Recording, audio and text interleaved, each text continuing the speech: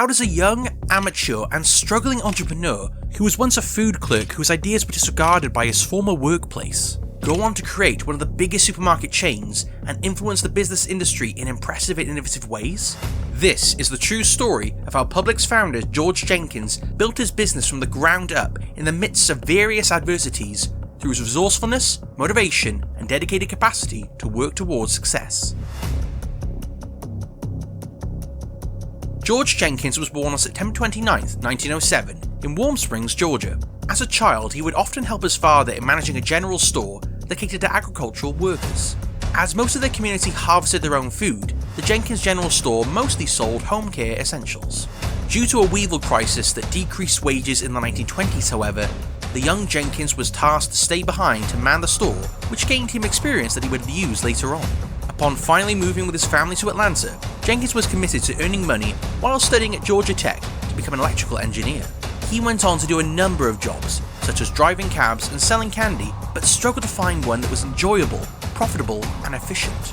After some time, Jenkins eventually got a job as a food clerk for the store Piggly Wiggly, which he not only enjoyed, but also excelled at. In comparison to his father's general store, his newfound workplace was mostly self-service. Instead of handing out a list to the clerk, customers at Piggly Wiggly would roam around the shop, gathering items themselves, and pay for them at the counter, as we do in modern supermarkets today. As a witness to this new process, Jenkins strived hard and made sure that his superiors knew he was doing well. In fact, Jenkins was even promoted to managerial status only after some weeks of working for the business. The thrills did not last long, however, as Jenkins additionally became a real estate seller, prompting him to look into Florida's recent land boom. He did not see a future for himself working in a store, but something seemed to keep bringing him back on that track. In Florida, he met a man who owned several Piggly Wiggly stores, which, upon learning of Jenkins' past experience, prompted the owner to give Jenkins a position. And upon showing the same impressive work ethic and commitment to his job, Jenkins went on to manage several Piggly Wiggly stores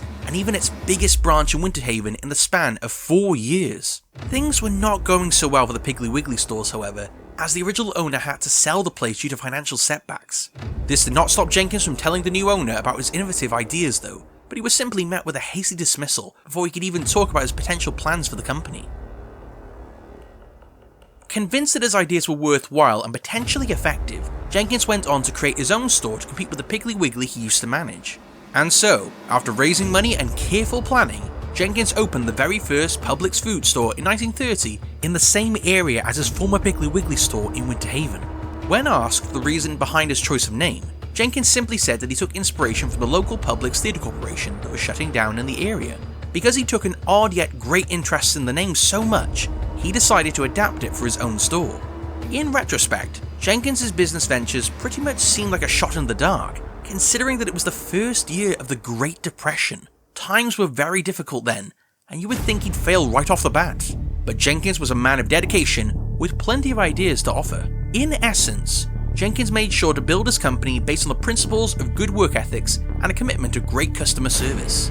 While these were ideas he had already practiced while managing Piggly Wiggly stores, owning his own shop meant that these ideals could be practiced strictly. At the same time, Jenkins was also committed to building Publix as a private company controlled by him and its employees. In doing so, Publix employees could earn income while also working towards a company they had shares in. With Jenkins already being in the retail industry, taking the opportunity to invest in an all-new supermarket trend in the 1930s was an easy route to take. After careful deliberation and observing market trends, Jenkins eventually put up the very first public supermarket in Florida in 1940, where the population was increasing steadily by the year. And much like his previous business venture, the public supermarket was a great success, to say the least.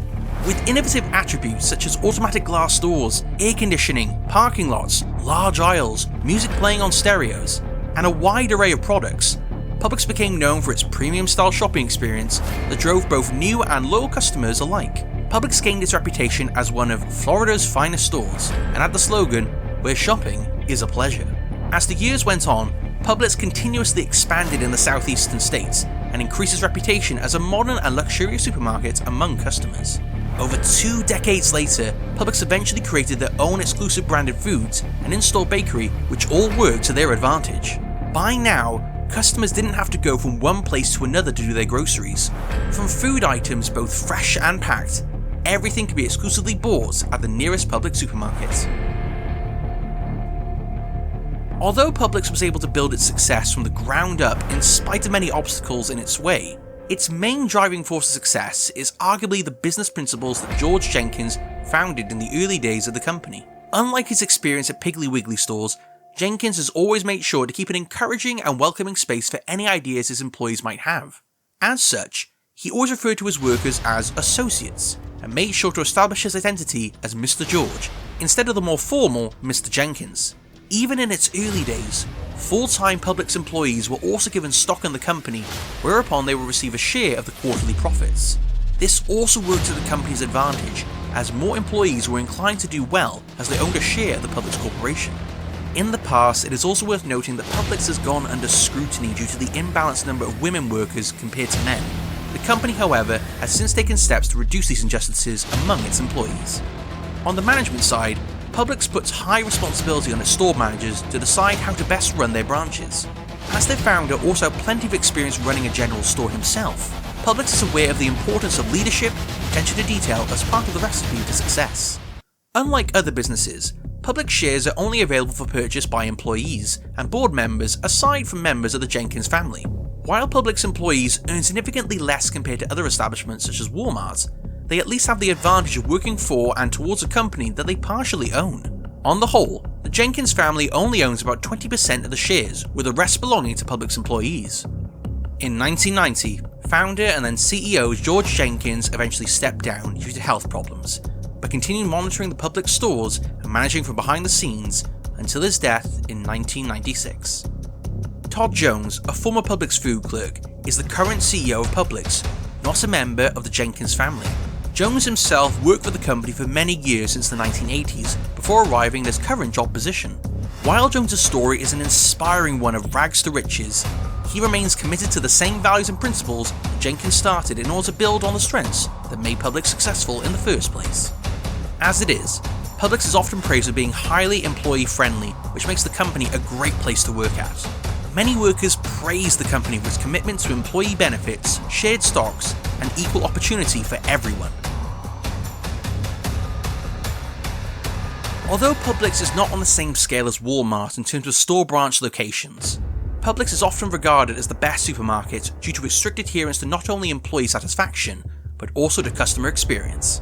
According to GreatPlaceToWork.com, Publix has an employee satisfaction rating of 83%, a significantly higher standing in comparison to the average 57% of most supermarkets. Because of their company policy regarding employee shares, Publix workers are also more inclined to work well to keep the company's reputation up. Take for instance the experience of their current CEO, Todd Jones, who himself also began as a regular food clerk. In terms of cost, Publix prices may be slightly higher than Walmart products, but most customers agree that the overall atmosphere and pleasant customer service in their stores make them worth visiting. Aside from a clean and luxurious atmosphere, Publix is also known for its wide variety of food items from deli options to baked goods. Arguably, you won't really get the same grandeur experience in a Walmart as you would shopping in Publix, so customers tend to brush off the additional costs as they did back in the early days of the deluxe supermarket. And from here on out, we can only expect Publix to grow bigger and better in terms of business ventures and opportunities. In the first quarter of 2023 alone, they were able to cash in a net income of $1.2 billion in comparison to the first quarter of 2022, which was only $618 million. And although Publix still focuses on expanding its branches in the southeast states, they are currently handling about 1,364 stores as of 2023, with more expected to come in the future. On the whole, it is always worth praising a company that values both its employees and customers. Although Publix founder George Jenkins was subject to employee mistreatment himself, he made sure to build his new business on principles he believed were necessary to create a healthy and thriving work environment. And while Publix has had its fair share of scrutiny and obstacles over the years, its impact and effect on the American supermarket industry will always be a feat worth acknowledging. Give this video a like and be sure to subscribe to our channel. It helps more than you know. See you next time!